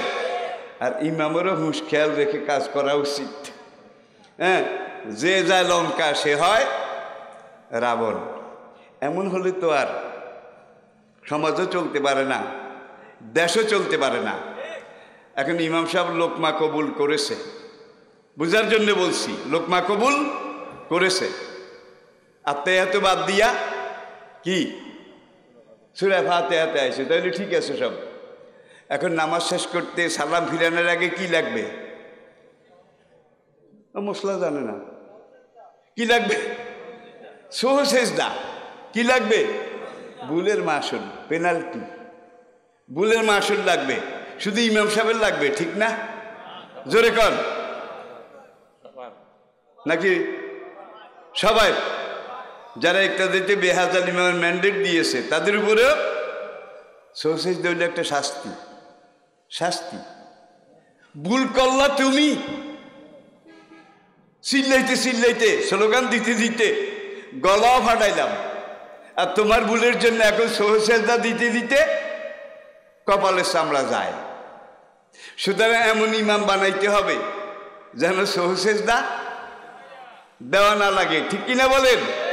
এবারে আসুন, স্বৈরাচার ইমামকে ডাইনাতে ধরে রেখে বামাতে আরেকজনকে দিয়েছে। ইনি কিন্তু ভোটের ম্যান্ডেটে ইমাম না, ইনি হলেন কেয়ারটেকার ইমাম। কেয়ারটেকার অন্তর্বর্তীকালীন ইমাম। ওনার দায়িত্ব হলো যেই নামাজটা বাকি আছে, যেই কাজটা বাকি আছে, সেটাকে কোরআনের সংবিধান হাদিসের ব্যাখ্যা অনুযায়ী ঠিকঠাক মতো এটাকে গ্রহণ করে বাকি নামাজটা আদায় করে দিয়ে বাড়িতে চলে যাওয়া, ঠিক কিনা বলেন? এখন ভাই যারা ঠেলে দিছেন এর অবস্থা বেশি জুইতেন না। এ যখন ইমামের জায়গা পাইছে, কেন আরে আত্মীয় তো পড়া যাবে না, যেটা পড়ে আমার আগের ভাই ধরা খাইছে। আমি সূরা ফাতিহা জানিও না, পড়িও না, আত্মীয় বললে গদি ক্ষমতা চলে যায়, থাক এইটা। আমি দোয়া এখন দিয়া শুরু করি, আল্লাহুম্মা ইন্না নাস্তাইনুকা ওয়া নাস্তাগফিরুকা। এখন একে আবার লোকমা দিতে হবে, ঠিক কিনা বলেন? কয়বার? কয়বার? 3 লোকমার পরে আবার ধরতে হবে। 4 রাকাতে যদি 4 জন রে 4 বার ধরা লাগে, নামাজ শেষ হওয়া পর্যন্ত এই ধরা ধরি ফরজ। আমি কি বুঝাতে পেরেছি? আমি কি বুঝাতে পেরেছি? এখন যারে ইমাম বানাইলাম সেই সহসেজদা দেওয়াইল, যারে ইমাম বানাইলাম সেই সহসেজদা দেওয়াইল। যেই মুসল্লির সারা জীবন কেবল সহসেজদা সহসেজদা সহসেজদা, তার কবুল হবে কোন সেজদা? ভুল করলা তুমি, আর সহসেজদা দিলাম আমি। বোধহয় বুঝাইতে পেরেছি। তাহলে এই সালাত আপনাকে শুধু ইবাদত বন্দেগী রিয়াজত এগুলা শিখায় না, একটা বিপ্লব, একটা বিপ্লবের স্লোগান, একটা বিপ্লবের রাঙ্গাপথ এই সালাত। 5 ওয়াক্ত নামাজ আমরা ঠিক মতো পড়ব। কোরআনে যা আল্লাহ বলেছেন, কোরআনে যা কিছু লেখা আছে, নবীজির সিরতে তার সব কিছু করা আছে। যেই কোরআন আমরা তেলাওয়াত করি এইটা থিওসিক্যাল কোরআন, থিওসফিক্যাল কোরআন, ফিলোসফিক্যাল কোরআন। আর নবীর সিরত এটা ছিল প্র্যাকটিক্যাল এবং বাস্তব কোরআন। এটার কোনো রূপ নাই। এটা কি বলছে এটা বুঝতে হলে আপনি নবীজির দিকে তাকাইতে হবে। কার দিকে? এই কোরআন এরকম মানুষ চাইছে। আবার নবী কেমন মানুষ বানাইছে? নবী চলে গেছে, নবী চলে যাওয়ার পরে নবী কেমন সুপারম্যান ছিলেন এটা দেখতে হইলে আবু বকরের দিকে তাকাইতে হবে। আবু বকর নবীর পাশে শুয়ে গেছেন, এখন আর নাই। এখন আপনি কোন দিকে তাকাইবেন? আবু বকরের পরে যিনি, কে? ওমর। নবী কেমন মানুষ বানাইয়া গেছে? নবী সাহাবাদেরকে বানাইছে, সাহাবারা তাবিইনদেরকে, তাবিইনরা তাবে তাবিইনদেরকে, সেখান থেকে 3 প্রজন্ম, কুরুনে সালাসা, কুরুনে সালাসা, এই পর্যন্ত যেতে যেতে আইমাদের যুগ, মুতাকাদ্দিমিনের যুগ, মুতাআখিরিনের যুগ, সলবে সালেহিনের যুগ, 1000 বছরের কাল বিবর্তনের পরে আজকে নবী যেইভাবে ইসলাম সালাত নামাজ রোজা রেখে গেছেন ঠিক সেইভাবে আমাদের সামনে আসে। নাকি কিছু মাইনাস আছে, নাকি কিছু প্লাস আছে? তাওরাত জবুর ইনজিল এগুলাতে ওরা মাইনাস করেছে, প্লাস করেছে। মাইনাস প্লাস করতে করতে শেষে আসল খুঁজে পাওয়া যায়নি। কিন্তু কোরআন, আজকে কম্পিউটার বিজ্ঞান, বিজ্ঞানের সবচেয়ে বড় আবিষ্কার কম্পিউটার, এর চেয়ে বড় কিছু এখনো হয়নি। মুসলমানদের জন্য সবচেয়ে বড় সৌভাগ্য, আজকের আধুনিক বিজ্ঞানের সবচেয়ে বড় আবিষ্কার কম্পিউটার পর্যন্ত কোরআনের কাছে সারেন্ডার করেছে। যে এমন কোরআন, এমন আল্লাহ বানাইছে, এমন নবী এটাকে ধারণ করেছেন, বাস্তবায়ন করেছেন, শিখিয়ে গেছেন। কোরআনের অক্ষর সংখ্যা, আয়াত সংখ্যা, মুকাত্তাত সংখ্যা, প্রত্যেকটা দিক ভিন্ন ভিন্নভাবে কাউন্ট করলে, হিসাব করলে দেখা যায় 19 দিয়ে ভাগ করলে ভাগফল কিছু থাকে না, মিলে যায়। আর কোরআনের প্রথম আয়াত বিসমিল্লাহির রহমানির রহিম, ঘরে গিয়ে গুনে দেখবেন এখানে আরবি অক্ষর 19টা। কয়টা? 19টা। আর এই 19টা দিয়ে পুরা কোরআন, পুরা কোরআন। আলিফ লাম মিম, সূরা বাকারা। এই সূরা বাকারার মধ্যে আলিফ যতবার আছে, লাম যতবার আছে, মিম যতবার আছে, সবগুলো একটা একটা করে যোগ করলে প্রত্যেকটা যোগফল 19 দিয়ে ভাগ করলে মিলে যায়। পুরা কোরআনে 30 পারা কোরআনে আলিফ যত 1000 বার আছে, সবগুলো আলিফ একত্র করে যোগ করলে আলিফের যোগফল যা হয় সেটাকে 19 দিয়ে ভাগ করলে মিলে যায়। পুরা কোরআনে বা যত 1000 বার আছে, বা সবগুলো একত্র করে কাউন্ট করে যোগ দিলে বা যত 1000 বার আছে এটার যোগফল 19 দিয়ে ভাগ করলে মিলে যায়। এইভাবে ইয়া পর্যন্ত প্রত্যেকটা যোগফল 19 দিয়ে ভাগ করলে মিলে যায়। আধুনিক কম্পিউটার বিজ্ঞানীরা এখানে থান্ডার্ড হয়ে গেছে। 1000 বছর আগে একজন উম্মি নবী তার জবান দিয়ে এই কোরআন কিভাবে বের হলো, পাটিগণিতের কত জটিল হিসাব। এখন থেকে অনন্তকাল যদি বিজ্ঞানীরা বলে আমরা চেষ্টা করি, প্রচেষ্টা চালাই, এই কোরআনের মতো একটা আয়াত বানানো কোনো মানুষের পক্ষে কোনোদিন সম্ভব নয়। বিজ্ঞান সারেন্ডার করেছে। নবী as a religious teacher, as a religious teacher, একজন ধর্মীয় নেতা, অ্যাজ এ ফাউন্ডার, একজন স্থপতি, অ্যাজ এ লিডার, একজন জাতীয় নেতা, অ্যাজ এ কমান্ডার, একজন সেনাপতি, অ্যাজ এ লিডার একজন জাতীয় নেতা, অ্যাজ এ ল গিভার একজন আইন প্রণেতা, অ্যাজ এ ল মেকার একজন আইনদাতা, অ্যাজ এ জাস্টিস একজন ন্যায় বিচারক। যে দিক থেকে আমরা এই নবীকে টালি করি, প্রত্যেক দিক থেকে দেখি Mohammad peace be on him is the superman of the world. তিনি বিশ্বের সবার উপরে, তার সাথে তুলনা করার মতো দুনিয়াতে আর কেউ নেই। যারা অমুসলমান তারাও কিন্তু এটা স্বীকার করতে বাধ্য হয়েছে। Holy Quran is the super book of the world, holy prophet is the superman of the world. বেলেসানিন আরবি মুবিন, স্বচ্ছ প্রাঞ্জল আরবি। কোরআন কেন আরবিতে আসলো?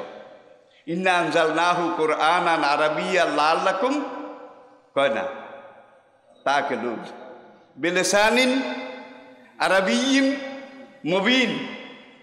তাওরাত জবুর ইনজিল এগুলার ভাষা যা ছিল, কোনটা হিব্রু, কোনটা ইব্রানি, কোনটা সুরিয়ানি।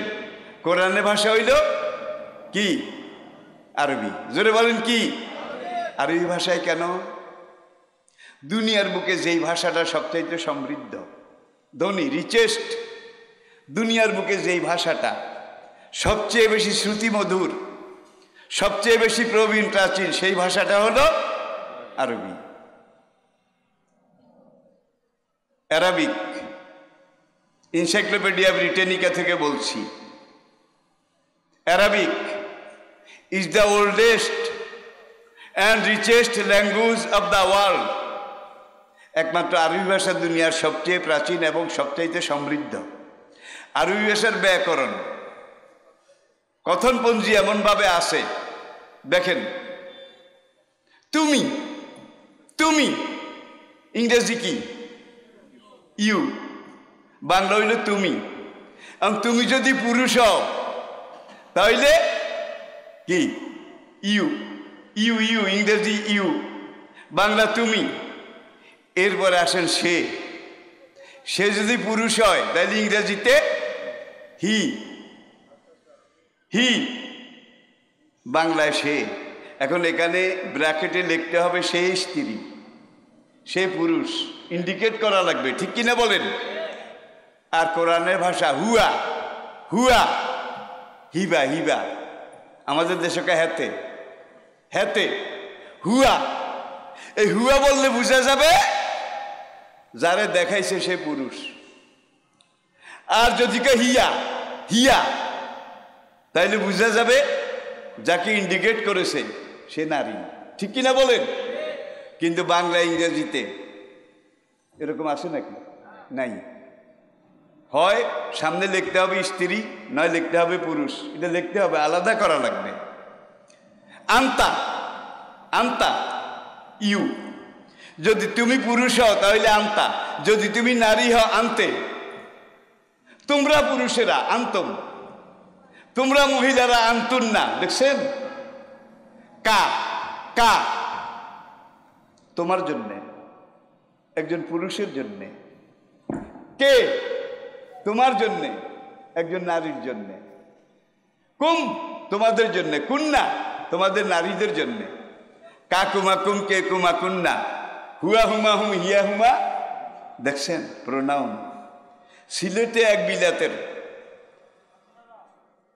প্রবাসী সিলেটে এসে সে মৌলভীবাজারে, ভাই সিলেট গেলে বোঝা যায় তালুকদারি জমিদারি কারে কয়। কত বাড়ি বানায় রাখছে সৌদি রাজা বাদশাহ মতো, হাজার হাজার বাড়ি। এমন বাড়িও আছে জীবনে একবারও আসে নাই। এমন বাড়ি আছে জীবনে 12 বছর পরে একবার আসছিল। আর ওই দারোয়ান, কেয়ারটেকার, কোনো কোনো বাড়িতে ওই বুড়িয়া আছে বাবা, কোনো কোনো বাড়িতে বুড়ি আছে। এখন বুড়িয়া আর বুড়ি এই বাড়ি পাহারা দেয়। দারোয়ান হলো তাদের কেয়ারটেকার। ছেলে বিলাতে, এমন বউ বিয়ে করেছে বিলাতি মন মেজাজের। বউকে আমি বাংলাদেশে যাব না, তুমি গেলে একলা যাও, আমাকে ছেড়ে যাও। বাংলাদেশে মশা, মশা, মশা, বাংলাদেশে সারপোকা, এইসব আলাপালা কিন্তু দুনিয়ার অন্য কোনো দেশে নাই। আমি বুঝাইতে পেরেছি। এখন এই নাতিরাও আসে না, ছেলেও আসে না, ছেলের বউ আসে না। বুড়া বুড়ি কয়েকদিন পাহারা দেয়। এই বুড়া বুড়ি যখন চলে যাবে তখন এই বাড়ি খাবে কে? খাওয়ার লোকও নাই। সুতরাং এরকম বাড়ি না করে লোকে বলে রে, জানে তো দেখা যায় ঘরবাড়ি। হাসন রাজা জানতো যদি বাঁচবে চিরদিন, ঘরবাড়ি বানাইতো তবে করিয়া রঙ্গিন। লোকে বলে রে, ঘরবাড়ি ভালো নয় আমার। তাইলে সম্পদ দরকার, এই পরিমাণ দরকার যতটুকুন হইলে মান সম্মান নিয়ে খেয়ে পরে জীবনটা কাটিয়ে দেওয়া যায়। কারি সম্পদ যত বেশি হবে পরকালের দায় তত, হিসাব তত কম হবে, ঠিক না কি? সুতরাং দায় বাড়ানো এটাও কোনো ভালো দিক এটা নয়, চিন্তা করা দরকার। মা এন্দাকুম তানফুজু, দুনিয়াতে তোমাদের যে সম্পদ আছে এটা শেষ হয়ে যাবে। অমা ইনদাল্লাহে বাক, আমি আল্লাহ যেটা তোমাদের জন্য রেখেছি জান্নাতের পুরস্কার, এটা চিরস্থায়ী, চিরশাশ্বত, চির অব্যয়, চির অক্ষয়, চির অম্লান। এটা কোনোদিন কিয়ামত দূরের কথা ক্ষয় হবে না। সেই জান্নাত আমাদের জন্য অপেক্ষা করতেছে। সবাই সেই জান্নাতে যেতে রাজি আছি তো? 5 ওয়াক্ত সালাত, বছরে 1 মাস রোজা, তৌফিক থাকলে জীবনে একবার আল্লাহর ঘর, নবীর রওজা, হজ। এই যুবক তোমরা যারা আছো, মা বাবার সাথে ভালো ব্যবহার। মায়ের জরায়ু যেটার মধ্যে বাচ্চা থাকে, এটার আয়তন 8 ইঞ্চি, এর চেয়ে বড় না, কিন্তু রক্তে ভরা বীর্য হিসাবে তুমি এটার ভিতরে ঢুকছ। বীর্য মিশ্রিত, 2টা ক্রোমোজোম, একটা হইল নর আরেকটা নারী। একজন নর নারী স্বামী স্ত্রী যখন একবার মিলিত হয়, পুরুষ স্বামীর একবারের বীর্যে 80 লক্ষ, আই রিপিট, 80 লক্ষ পুরুষ ক্রোমোজোম একবারে মিলনে বের হয়। আর নারীর বাইরে হয় 36,000। পুরুষের 80 লক্ষ, নারীর 36,000। কীট শুক্রকীট ক্রোমোজোম একটা আরেকটাকে এইভাবে খোঁজে। যখন এখানে আসে একটা মোজাক্কার, একটা মুয়ান্নাস, একটা তরুণ আর একটা তরুণী খোঁজে, যখন দেখে তরুণী একটা আরেকটাকে জড়িয়ে ধরে। আল্লাহ এটার উপর দিয়ে বীর্যটা লাসা আটা বীর্য দিয়ে একটা ব্যারিকেড সৃষ্টি করে মায়ের জরায়ুর মুখটা খুলে ওটার মধ্যে ঢুকাই দেন।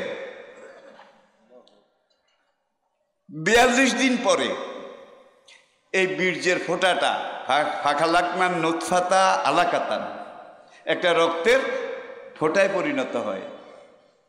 আবার 42 দিন পরে এই রক্তের ফোঁটাটা ফাখালাকনাল আলাকাতা মুদগাতান, আমি আল্লাহ দ্বিতীয় 42 দিন পরে এই রক্তের ফোঁটাটাকে একটা গোশতের টুকরায় পরিণত করি। আবার 42 দিন পরে আমি এই গোশতের টুকরাটার ভিতরে হাত পা চোখ কান অঙ্গ প্রত্যঙ্গ এগুলো সৃষ্টি করি। আবার আর এক 42 দিন পরে ফানাফাক্তু ফীকা আমি রুহি, তোর ভিতরে আমি রু ঢুকাই দেই। যখন মার জরায়ুর ভিতরে তুই এইভাবে ঘুরস, মাছের ডিম ফুটাইতে হইলে বোধ হয় পানি এক জায়গায় রেখে দিলে ফোটে নাকি কি ঘোরা লাগে? মায়ের জরায়ু রক্তটা এইভাবে ঘোরে।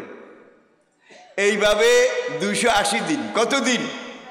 280 দিন পরে যখন এটা পরিপূর্ণ হয়, পরিপূর্ণ হওয়ার পরে আল্লাহ রাব্বুল আলামিন একটা মানব সন্তান, মানব শিশু হিসাবে তোমাকে দুনিয়াতে পাঠান।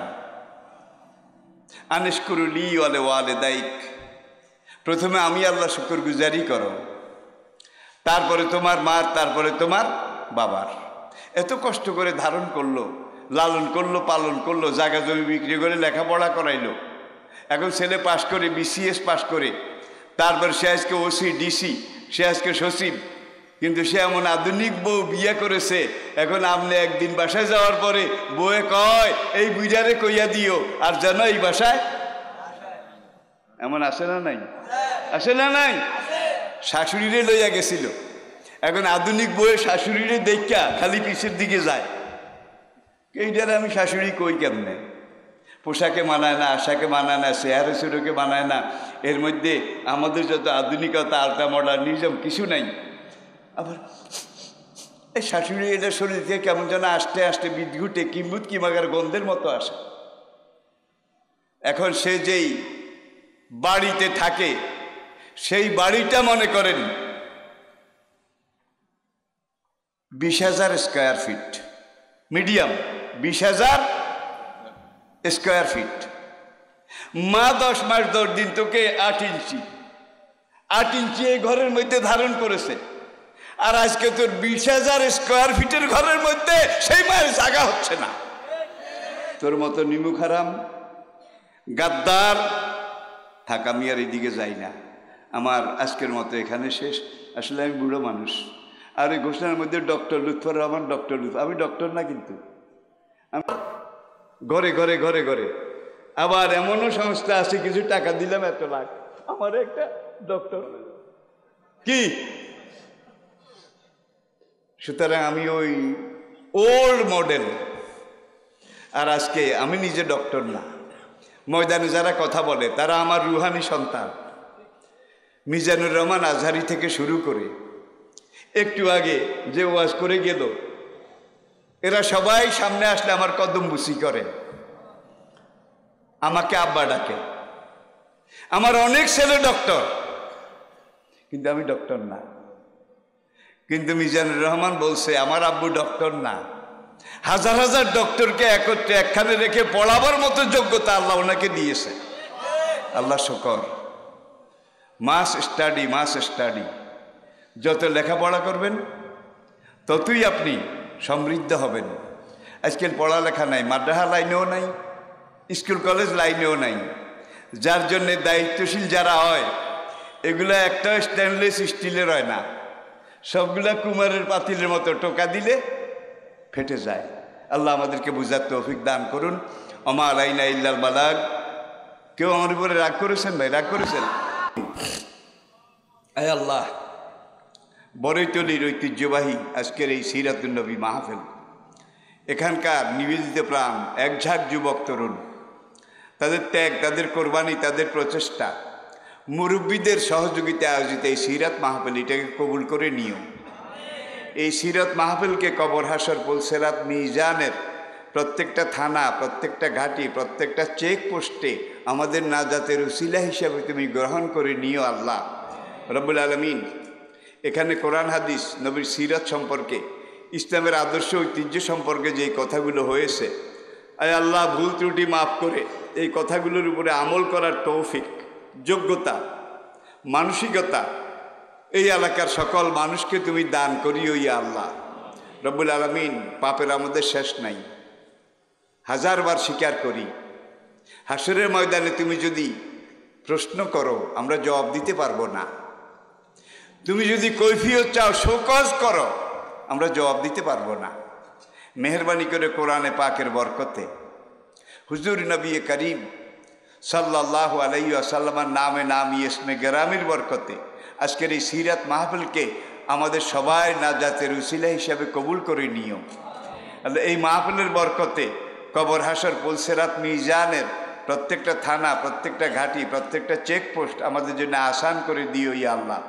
আমাদের মা বাবা যাদের চলে গেছে আল্লাহ, তাদের পরকালের জীবনটাকে তুমি তোমার রহমতের দরজা তাদের জন্য উন্মুক্ত করে দিও। আমরা যারা জীবিত আছি যুবকদেরকে বেলালের ঈমান দান করো ইয়া আল্লাহ। আল্লাহ শিশুদেরকে জায়েদের মতো কবুল করো ইয়া আল্লাহ। ব্যবসায়ীদেরকে ওসমান গনির মতো কবুল করো, সোহাইব রুমির মতো কবুল করো। শিক্ষিত উচ্চ শিক্ষিতদেরকে তুমি সালমান ফার্সির মতো কবুল করো আল্লাহ।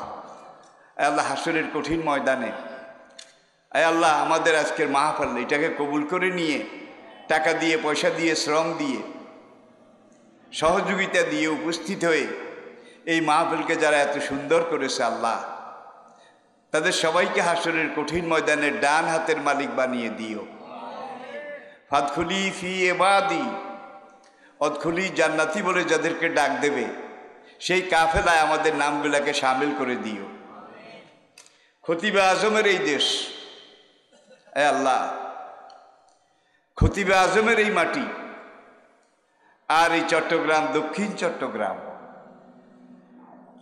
বর্তমান কক্সবাজার, এখানে যুগে যুগে কত অলি, কত আবদাল, কত গাউস, কত পীর, ইসলামের কত দায়ী, কত রাই, কত মুজাহিদ এখানে চলে গিয়েছেন। তাদের জীবনধারা অনুসরণ করে আমরা যেন ইসলামী আদর্শের পথে চলতে পারি, এই তৌফিক আমাদেরকে দান করিও। আমাদেরকে সত্যিকার নামাজি বানিয়ে দিও, রোজাদার বানিয়ে দিও, দিনদার বানিয়ে দিও, ফরমাবরদার বানিয়ে দিও। আল্লাহ রাসূলের আনুগত্য বান্দা হিসেবে কবুল করে নিও আল্লাহ। বাংলাদেশের অস্তিত্ব, সার্বভৌমত্ব রোজ কিয়ামত পর্যন্ত হেফাজত করো ইয়া আল্লাহ।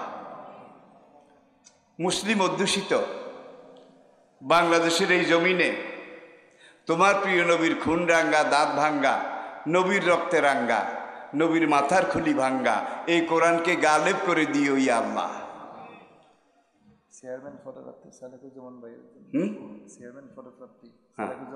জি জি জি, দিনের দায়ী, দিনের রাই যারা, আল্লাহ তুমি তাদের দিকে রহমতের হাত বাড়িয়ে দিও, বরকতের হাত বাড়িয়ে দিও, নসরতের হাত বাড়িয়ে দিও ইয়া আল্লাহ। যারা হকপন্থী, যারা দিনপন্থী, আল্লাহ তুমি তো নিজেই বলেছ তুমি তাদের সবচেয়ে কাছে, আল্লাহ তাদেরকে কবুল করে দিও, তাদের পদচারণায় বরকত দান করিও ইয়া আল্লাহ। এই এলাকার জমিনের নিচে যারা শুয়ে গেছে কিয়ামত পর্যন্ত তাদের মাফ করে দিও ইয়া আল্লাহ।